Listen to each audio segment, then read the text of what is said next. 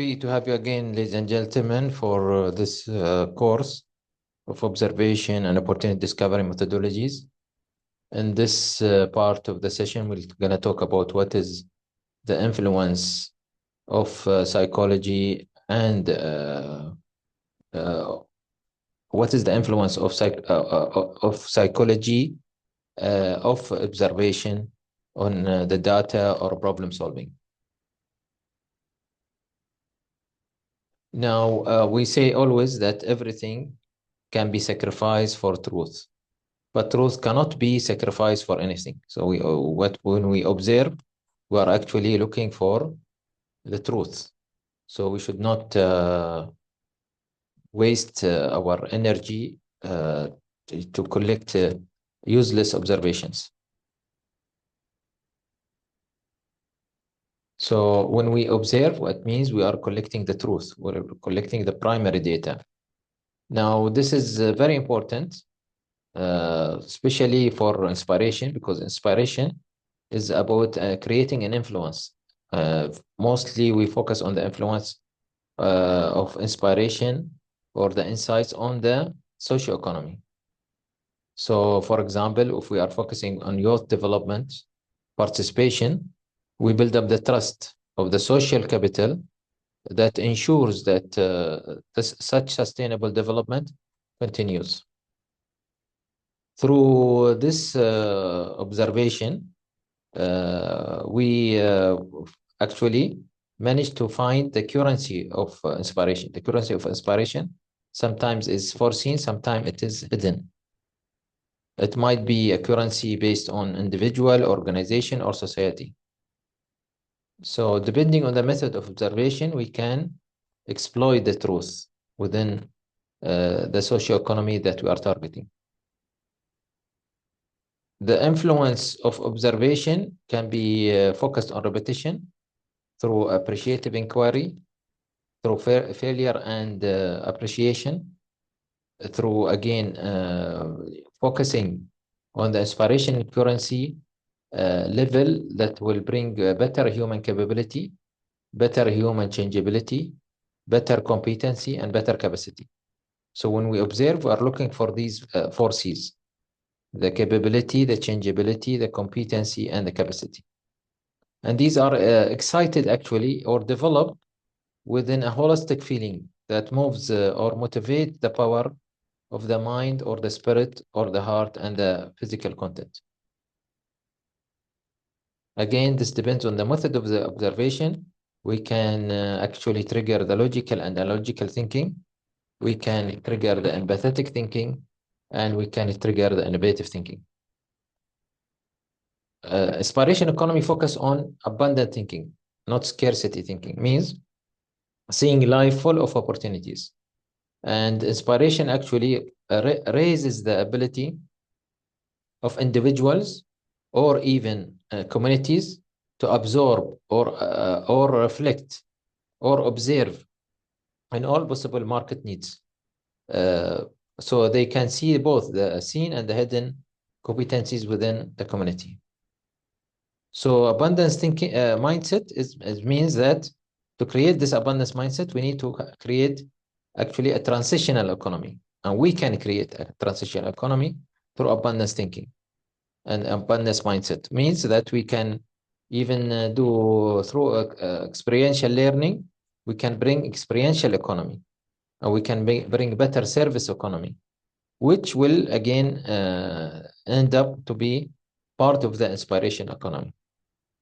So the more we observe an abundant way, it means that as we are looking for opportunities within a problem, regardless of this problem, the more we can bring, let's say, better results for creating transitional economy, service economy, and experiential economy. So the more we create abundance, the more we can actually bring in better results for advancing the community and creating a better advancement. The influence of observation method also can move people from living but they are not alive. They don't react to problems, challenges. They become defensive to life challenges. to people that is will move away from step by step from scarcity, from using push thinking, means by quantity. They think about how much they are doing, not about what they are doing or the way they are doing it. From a mindset that is preservative to abundance thinking, which is creative thinking, trying to bring solutions, trying to see opportunities within the problem. And then we can reach to inspire thinking, where we'll become more healthy, valuable, added citizens, and we become independent of the challenges impact. So we become actually more empathetic thinkers, and people that have wisdom. We can see the big picture within any problem. So we shall move from a spoon-fed society to vibrant society, and gradually towards inspiring society. So this is what we say, why we say that we need to have a curious observations. The curiosity will move us from being living but not alive to more of aspired thinkers. Curious observation will actually help us to select how we speed and accelerate positive change within the community setting.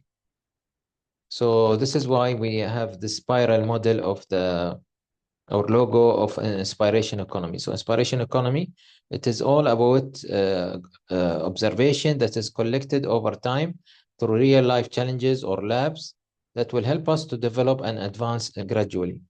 The first cycle of this inspiration-based observation is that we wake up the mind through observation, and then we sustain the mindset awakening through opportunities.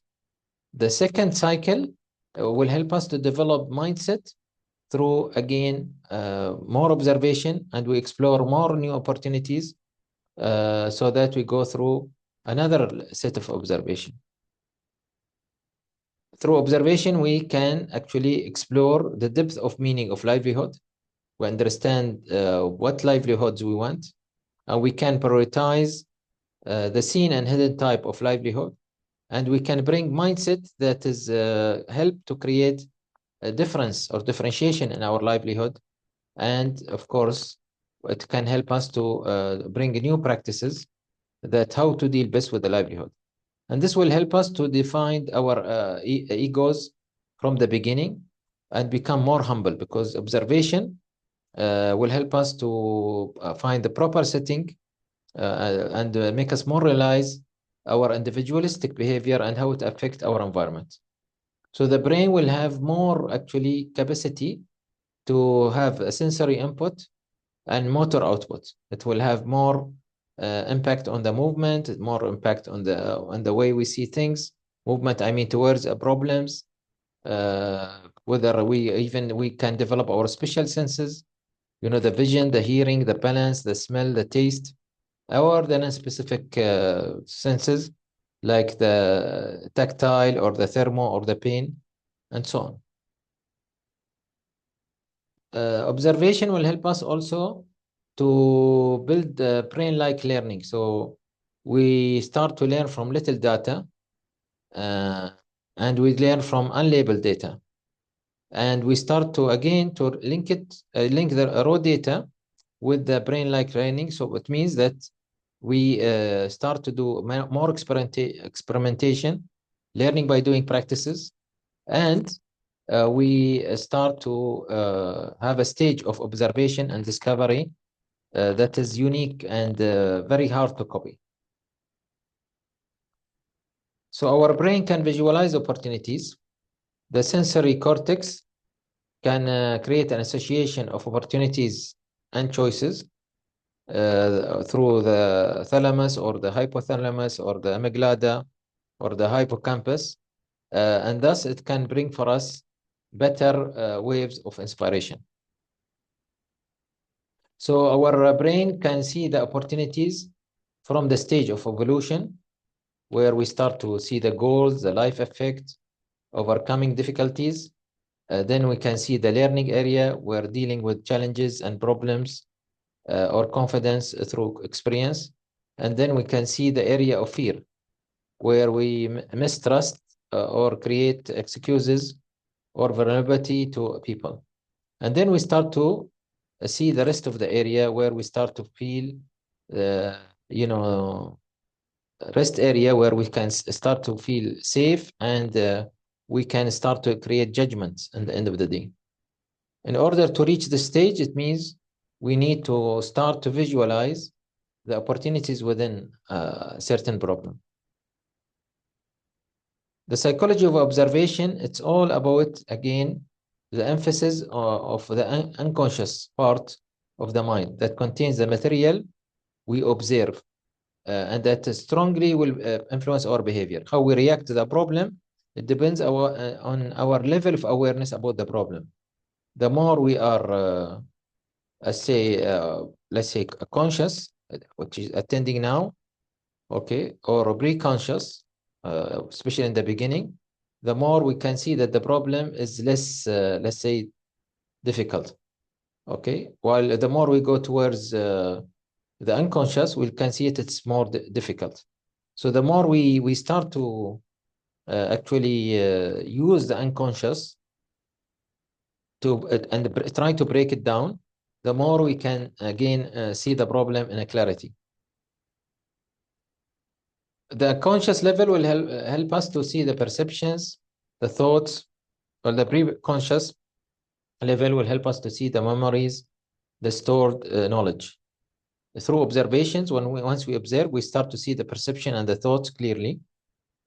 Okay, but later we should observe the hidden opportunities within, which is, for example, the selfish needs within the community or the targeted problem, the irrational, let's say, waves, the immoral issues, the shameful experiences, the fears, the unacceptable desires, the violent motives. All of these are unconscious level that we can tackle when we tackle a complex problem. So the power of observation, it is based on aspirational change. To create a change in one's mindset, we need to bring for him or her the power of observation, the power of variety, the power of willingness, the power of common sense, which means that we need to let them feel the power of appreciating one's capacity, the power of feeling the need to learn, the power of being humble, the power of being conscious, the power of being a coexistent person. So believe in coexistence, the power of knowledge sharing, the power of trust, the power of focus, the power of honesty and communication. These type of powers will help us to practice the learning by doing, which is the Inspiration Lab projects are based on. Finally, we need to stop here. The power of observation is very human-based, actually driven. So it is our nature to have a better observation than the rats or the cats or the chimpanzee. The nearest actually animal to us, if you can see, especially in the motor sensory and the association part, is the chimpanzee. Their brain develops very similar to our brain, but we are developed more. So it means the capacity of our brain to associate, especially the association area, as you can see, it is much larger. So our ability to associate things supposed to be much better. And this is where the observation comes. The observation comes to the frontal lobe, and then it starts to associate things within these, observation. What does it have from type of seen or hidden opportunities? Once we start to associate things, we can exploit things that we don't see. And this is why we say that humans is the best people who can bring better observations. I think I'll stop here and continue with you next time. Thank you.